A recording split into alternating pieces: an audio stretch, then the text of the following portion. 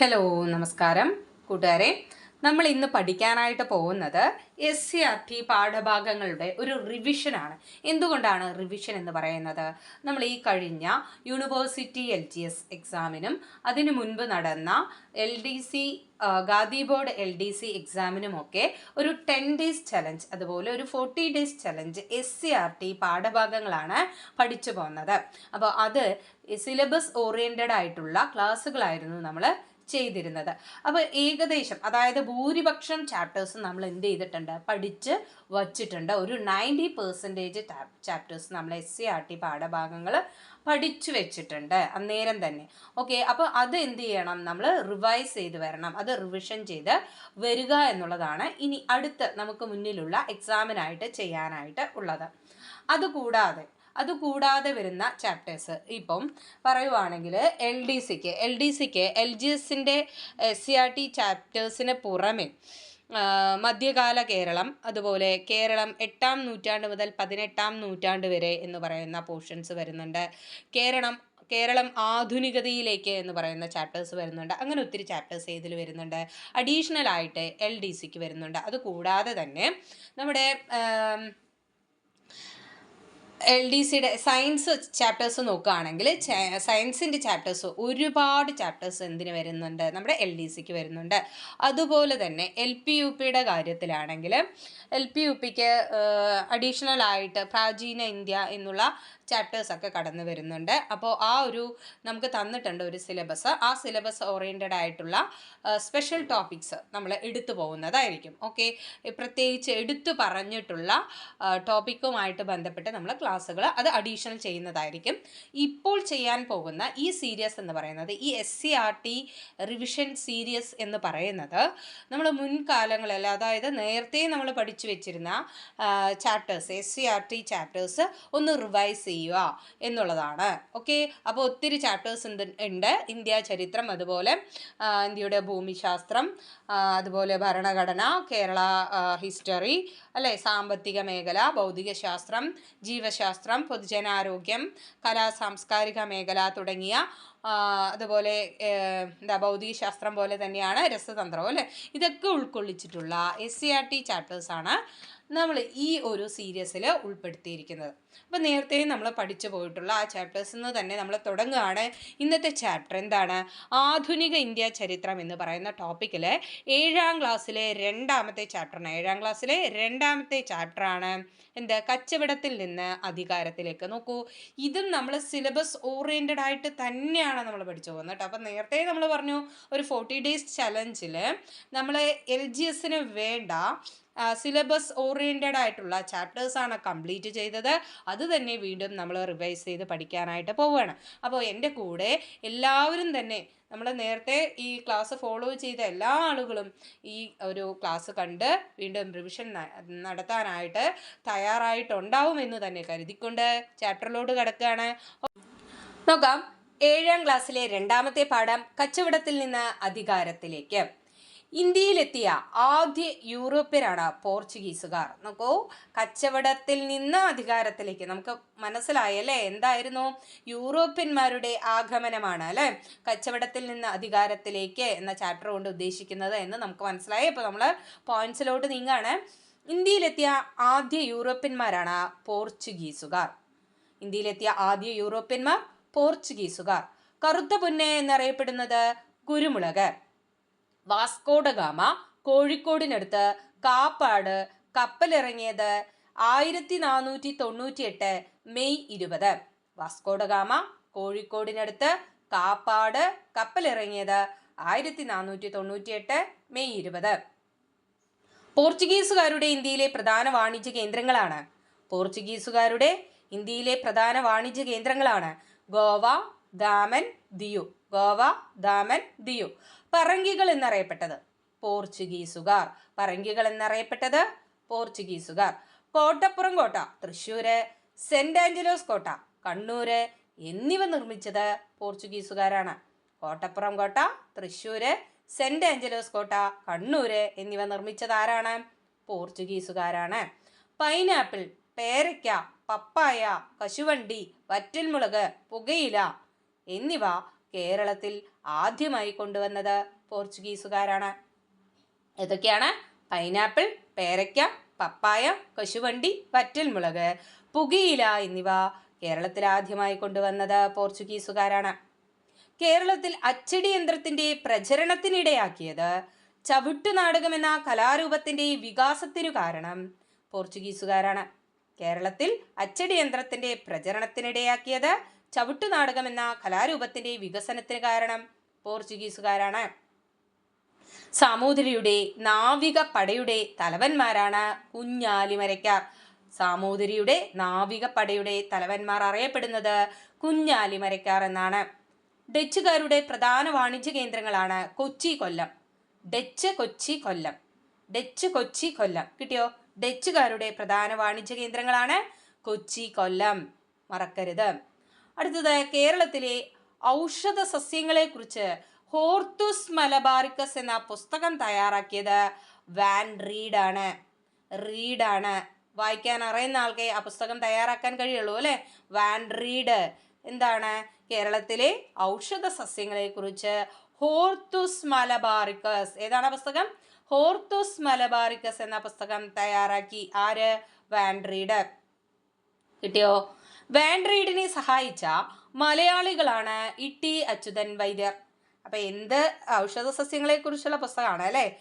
അപ്പോൾ ആര് സഹായിക്കണം? ഒരു വൈദ്യര് സഹായിക്കണം. ആരാണത്? ഇ.ടി. അച്യുതൻ വൈദ്യർ. വാൻ റീഡിനെ സഹായിച്ച മലയാളിയാണ് ഇ.ടി. അച്യുതൻ വൈദ്യർ. ഒന്നുകൂടെ, വാൻ റീഡിനെ സഹായിച്ച മലയാളിയാണ് ഇ.ടി. അച്യുതൻ വൈദ്യർ. ലന്തക്കാർ എന്നറിയപ്പെട്ടത് ഡച്ചുകാരാണ്. ലണ്ടനിൽ ഇംഗ്ലീഷ് ഈസ്റ്റ് ഇന്ത്യ കമ്പനി രൂപീകരിച്ച വർഷം 1600. എവിടെയാണ്? ലണ്ടനിൽ ഇംഗ്ലീഷ് ഈസ്റ്റ് ഇന്ത്യ കമ്പനി രൂപീകരിച്ചത് 1600. ഇന്ത്യ, ചൈന തുടങ്ങിയ രാജ്യങ്ങളുമായുള്ള കച്ചവടത്തിനായാണ് ഇംഗ്ലീഷ് ഈസ്റ്റ് ഇന്ത്യ കമ്പനി രൂപീകരിച്ചത്. ക്ലിയർ അല്ലേ? അടുത്തത്, ഇംഗ്ലീഷ് ഈസ്റ്റ് ഇന്ത്യ കമ്പനിയുടെ ഇന്ത്യയിലെ ആദ്യത്തെ വാണിജ്യ കേന്ദ്രമാണ് സൂറത്ത്, ഗുജറാത്ത്. നോക്കൂ, എന്തിനായിട്ടാണ് ഇംഗ്ലീഷ് ഈസ്റ്റ് ഇന്ത്യ കമ്പനി രൂപീകരിച്ചത്? വാണിജ്യത്തിനായിട്ട്, കച്ചവടത്തിനായിട്ട് അല്ലെ? അങ്ങനെയെങ്കിൽ ഇന്ത്യയിലെ ആദ്യത്തെ വാണിജ്യ കേന്ദ്രം എവിടെയായിരുന്നു? ഇംഗ്ലീഷുകാരുടെ ഇന്ത്യയിലെ ആദ്യത്തെ വാണിജ്യ കേന്ദ്രമാണ് Surat, Gujarat. English East India കമ്പനിയുടെ ഇന്ത്യയിലെ ആദ്യത്തെ വാണിജ്യ കേന്ദ്രമാണ് Surat, Gujarat. French East India company രൂപീകരിച്ചത് 1664. ബ്രിട്ടീഷുകാർക്ക് ഒരു കമ്പനി രൂപീകരിക്കാമെങ്കിൽ ആർക്കും രൂപീകരിക്കാം? ഫ്രഞ്ചുകാർക്കും രൂപീകരിക്കാം. അങ്ങനെ ഫ്രഞ്ചുകാർ രൂപീകരിച്ച ഒരു കമ്പനിയാണ് French East India company. French East India company രൂപീകരിച്ച വർഷം 1664. 1664. ഫ്രഞ്ചുകാരുടെ പ്രധാന കച്ചവട കേന്ദ്രങ്ങൾ. അപ്പോൾ ഫ്രഞ്ചുകാരും എന്ത് ചെയ്തിട്ടുണ്ടാവും? പ്രധാന കച്ചവട കേന്ദ്രങ്ങൾ സ്ഥാപിച്ചിട്ടുണ്ടാവും. എവിടെയാണ്? ഫ്രഞ്ച് എന്ന് പറഞ്ഞാൽ ഓർമ്മ വരണം പോണ്ടിച്ചേരി, മാഹി, കാരയ്ക്കൽ. ഫ്രഞ്ച് എന്ന് പറഞ്ഞാൽ ഓർമ്മ വരണം പോണ്ടിച്ചേരി, മാഹി, കാരയ്ക്കൽ. ഫ്രഞ്ചുകാരുടെ പ്രധാന കച്ചവട കേന്ദ്രങ്ങളാണ് പോണ്ടിച്ചേരി, മാഹി, കാരയ്ക്കൽ. കിട്ടിയോ? ഓക്കെ. അടുത്തത്, ഫ്രഞ്ചുകാരുടെ ഇന്ത്യയിലെ ആസ്ഥാനം എവിടെയായിരുന്നു? പോണ്ടിച്ചേരി. എവിടെയായിരുന്നു? പോണ്ടിച്ചേരി. ഫ്രഞ്ചുകാരുടെ ഇന്ത്യയിലെ ആസ്ഥാനം എവിടെയായിരുന്നു? പോണ്ടിച്ചേരി. നിലവിൽ പോണ്ടിച്ചേരി എന്തെന്നാ അറിയപ്പെടുന്നത്? പുതുച്ചേരി അല്ലെ? ഓക്കെ. ഫ്രഞ്ചുകാരുടെ ഇന്ത്യയിലെ ആസ്ഥാനം പോണ്ടിച്ചേരി. ഇംഗ്ലീഷുകാരും ഫ്രഞ്ചുകാരും തമ്മിൽ ഇന്ത്യയിൽ നടന്ന യുദ്ധങ്ങളാണ് കർണാട്ടിക് യുദ്ധങ്ങൾ. ഇംഗ്ലീഷുകാരും ഫ്രഞ്ചുകാരും തമ്മിൽ ഇന്ത്യയിൽ നടന്ന യുദ്ധങ്ങളാണ് കർണാട്ടിക് യുദ്ധങ്ങൾ. ഇംഗ്ലീഷുകാരും ഫ്രഞ്ചുകാരും തമ്മിൽ ഇന്ത്യയിൽ നടന്ന യുദ്ധങ്ങളാണ് കർണാട്ടിക് യുദ്ധങ്ങൾ. ബ്രിട്ടീഷുകാർ ഫ്രഞ്ചുകാരെ പരാജയപ്പെടുത്തി. ആരാണ് അതിൽ ജയിച്ചത്? ബ്രിട്ടീഷുകാരാണ് അല്ലെ? ബ്രിട്ടീഷുകാർ ഫ്രഞ്ചുകാരെ പരാജയപ്പെടുത്തി. ഓക്കെ, ക്ലിയർ അല്ലേ? അടുത്ത പോയിന്റ്, ഇന്ത്യയിൽ ബ്രിട്ടീഷ് ഭരണത്തിന് അടിത്തറയിട്ട യുദ്ധം. വളരെ ഇമ്പോർട്ടൻറ്റ്, വെരി ഇമ്പോർട്ടൻറ്റ്. എന്താണ്? ഇന്ത്യയിൽ ബ്രിട്ടീഷ് ഭരണത്തിന് അടിത്തറയിട്ട യുദ്ധമാണ് പ്ലാസി യുദ്ധം. ഇന്ത്യയിൽ ബ്രിട്ടീഷ് ഭരണത്തിന് അടിത്തറയിട്ട യുദ്ധമാണ് പ്ലാസി യുദ്ധം. ഏതാണ് വർഷം? 1757. റോബർട്ട് ക്ലൈവ് ബംഗാളിലെ നവാബായ സിറാജ് ഉദ്ദൗളയെ തോൽപ്പിച്ചു. 1757 റോബർട്ട് ക്ലൈവ് ബംഗാളിലെ നവാബായ സിറാജുദ്ദൗളയെ തോൽപ്പിച്ചു. ഇതാണ് എന്ത്? പ്ലാസി യുദ്ധം. പ്ലാസി യുദ്ധം ഇന്ത്യയിൽ ബ്രിട്ടീഷ് ഭരണത്തിന് അടിത്തറയിട്ട യുദ്ധം ഏതാണെന്ന് ചോദിച്ചാൽ പ്ലാസി യുദ്ധമാണ്. പ്ലാസി യുദ്ധം 1757. റോബർട്ട് ക്ലൈവ്, സിറാജുദ്ദൗള, ബംഗാളിലെ നവാബാണ് സിറാജുദ്ദൗളയെ തോൽപ്പിച്ചു. ഇത്രയും കാര്യങ്ങൾ എന്ത് ചെയ്യണം? നമുക്ക് ഓർമ്മ വരണം. ഓക്കെ, അപ്പൊ ഇത്രയും ഭാഗങ്ങൾ ക്ലിയർ ആയി എന്ന് തന്നെ വിശ്വസിച്ചുകൊണ്ട് അടുത്തൊരു പാട്ടിലോട്ട് നീങ്ങുകയാണ്. നോക്കാം. ബംഗാൾ പൂർണ്ണമായും ഇംഗ്ലീഷ് ഈസ്റ്റ് ഇന്ത്യ കമ്പനിയുടെ കീഴിലായ യുദ്ധം ബക്സാർ യുദ്ധം. നമ്മൾ നേരത്തെ പറഞ്ഞത് എന്തായിരുന്നു? ബ്രിട്ടീഷ് ആധിപത്യത്തിന് അല്ലെങ്കിൽ ബ്രിട്ടീഷ് ഭരണത്തിന് അടിത്തറയിട്ട യുദ്ധം ചോദിച്ചാൽ പ്ലാസി യുദ്ധമാണ്. ബ്രിട്ടീഷ് ഭരണത്തിന് അടിത്തറയിട്ട യുദ്ധം ചോദിച്ചാൽ പ്ലാസി യുദ്ധമാണ്. എന്നാൽ ബംഗാൾ പൂർണ്ണമായും ഇംഗ്ലീഷ് ഈസ്റ്റ് ഇന്ത്യ കമ്പനിയുടെ കീഴിലായ യുദ്ധം. എന്താണ് ഇംഗ്ലീഷ് ഈസ്റ്റ് ഇന്ത്യ കമ്പനിയുടെ കീഴിലായ യുദ്ധം ഏതാണെന്ന് ചോദിച്ചാൽ അത് ബക്സാർ യുദ്ധമാണ്. ഓക്കെ, രണ്ടും ആ ഒരു വേർഡ്സ് ഓർത്തിരിക്കുക. ബ്രിട്ടീഷ് ഭരണത്തിന് അടിത്തറയിട്ടത് ബേസ്മെന്റ് ഇട്ടത് എന്നൊക്കെ ചോദിച്ചു കഴിഞ്ഞാൽ അത് പ്ലാസി യുദ്ധവും, അടുത്തത് എന്താണ്? കമ്പനിയുടെ കീഴിലായ യുദ്ധം, ഈസ്റ്റ് ഇന്ത്യ കമ്പനിയുടെ കീഴിലായ യുദ്ധം. ബംഗാൾ പൂർണ്ണമായും ഇംഗ്ലീഷ് ഈസ്റ്റ് ഇന്ത്യ കമ്പനിയുടെ കീഴിലായ യുദ്ധം എന്ന് ചോദിച്ചാൽ ബക്സാർ യുദ്ധവുമാണ്. ക്ലിയർ അല്ലേ? വർഷം 1764. ബ്രിട്ടീഷുകാർ ഷാ ആലം II, മുഗൾ രാജാവാണ് കേട്ടോ, ഷാ ആലം രണ്ടാമൻ, ഷുജാദുദ്ദൗള അവധിലെ നവാബാണ്, മിർ കാസിം മുൻ ബംഗാൾ നവാബാണ് എന്നിവരുടെ സംയുക്ത സൈന്യത്തെ പരാജയപ്പെടുത്തി 3 പേരും ചേർന്ന് ബ്രിട്ടീഷുകാർക്കെതിരെ യുദ്ധം ചെയ്തെങ്കിലും ബ്രിട്ടീഷുകാരാണ് അവിടെ വിജയിച്ചത്. അത് ഏത് യുദ്ധമാണ്? ബക്സാർ യുദ്ധമാണ്. ആരൊക്കെയാണ്? ഷാ ആലം രണ്ടാമൻ, ഷുജാഉദ്ദൗള, മിർ കാസിം. ഈ 3 പേരും ചേർന്ന് ബ്രിട്ടീഷുകാർക്കെതിരെ യുദ്ധം ചെയ്തു അല്ലെ. എന്നിട്ടും ആര് പരാജയപ്പെട്ടു? ഈ 3 പേരും പരാജയപ്പെട്ടു. ഏതാണ് യുദ്ധം? ബക്സാർ യുദ്ധം. എന്താണ്? ബക്സാർ യുദ്ധം 1764. ഒരിക്കലും മറന്നു പോകരുത് ഈ വർഷങ്ങളും ആ യുദ്ധങ്ങളും. ഓക്കെ, അടുത്തത് റോബർട്ട് ക്ലൈവുമായി. ആരാണ്? റോബർട്ട് ക്ലൈവുമായി രഹസ്യ ധാരണ ഉണ്ടാക്കിയ സിറാജുദ്ദൗളയുടെ സൈന്യാധിപനാണ് മിർ ജാഫർ. ആരാണ്? മിർ കാസിം നമ്മൾ പഠിക്കുന്നുണ്ട്. മിർ കാസിം അല്ല, മിർ ജാഫർ അല്ലെ. ജാരൻ എന്നങ്ങനെ ഓർത്തിരിക്കുക. ചാരനല്ല, ജാരൻ. ഓക്കെ, എന്താണ്? മിർ ജാഫർ. റോബർട്ട് ക്ലൈവുമായി രഹസ്യധാരണ ഉണ്ടാക്കിയ സിറാജുദ്ദൗളയുടെ സൈന്യാധിപനാണ് ആര്? മിർ ജാഫർ. ആരുടെ? സിറാജുദ്ദൗളയുടെ സൈന്യാധിപൻ മിർ ജാഫർ. അടുത്തത് ടിപ്പു സുൽത്താൻ മരണം വരിച്ച യുദ്ധം ഏത്? ടിപ്പു സുൽത്താൻ മരണം വരിച്ച യുദ്ധം 4ാം മൈസൂർ യുദ്ധം. വർഷം 1799. നോട്ട് ചെയ്തോളൂ, 1799 മറക്കരുത്. റിപ്പീറ്റഡ് ക്വസ്റ്റ്യൻ ആണ്. ടിപ്പു സുൽത്താൻ മരിച്ച വർഷം ഏതാണ്? 4ാം മൈസൂർ യുദ്ധം 1799. അടുത്തത് മൈസൂർ യുദ്ധങ്ങളുടെ ബ്രിട്ടീഷ് ആധിപത്യത്തിലായ പ്രദേശങ്ങൾ. മൈസൂർ യുദ്ധങ്ങളിലൂടെ ബ്രിട്ടീഷ് ആധിപത്യത്തിലായ പ്രദേശങ്ങളാണ് മലബാർ, കൂർഗ് എന്നിവ. നോക്കൂ, മൈസൂർ യുദ്ധത്തിലൂടെ മലബാർ ആര് പിടിച്ചെടുത്തു? ബ്രിട്ടീഷുകാർ പിടിച്ചെടുത്തു. മൈസൂർ യുദ്ധത്തിലൂടെ ബ്രിട്ടീഷുകാർ മലബാർ പിടിച്ചെടുത്തു. അങ്ങനെ മൈസൂർ യുദ്ധത്തിലൂടെ ബ്രിട്ടീഷ് ആധിപത്യത്തിലായ പ്രദേശങ്ങളാണ് മലബാർ, കൂർഗ് എന്നിവ.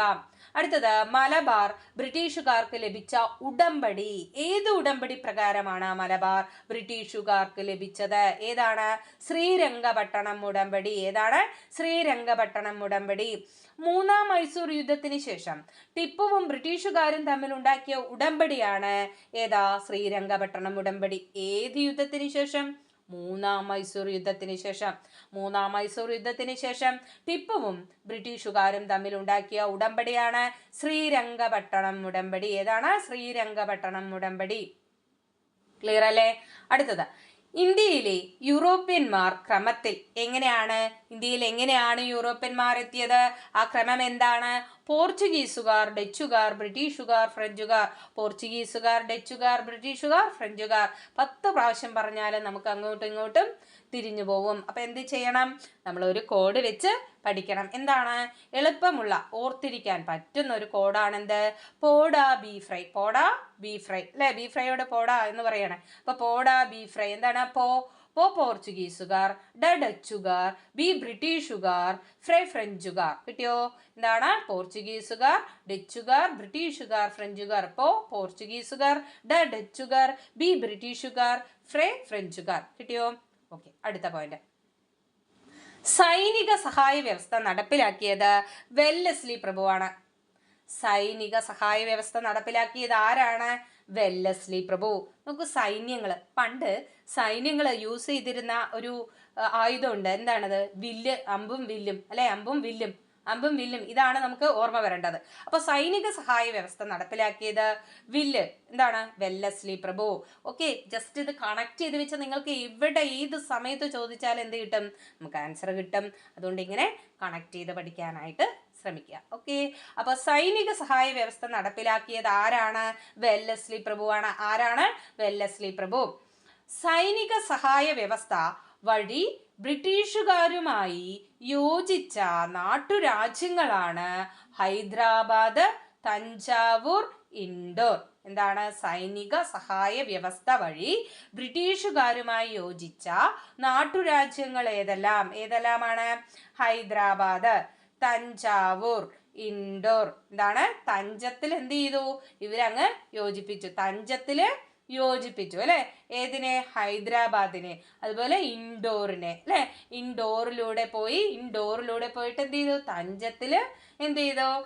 ഹൈദരാബാദിനെ യോജിപ്പിച്ചു. നമ്മൾ ഹൈദരാബാദ് എന്ന് പറയുമ്പോൾ പെട്ടെന്ന് ഓർക്കുന്ന ഒരു സാധനം ഉണ്ടല്ലോ, ഫുഡ് ഐറ്റം ആണ്. എന്താണ്? ഹൈദരാബാദി എന്താണ്?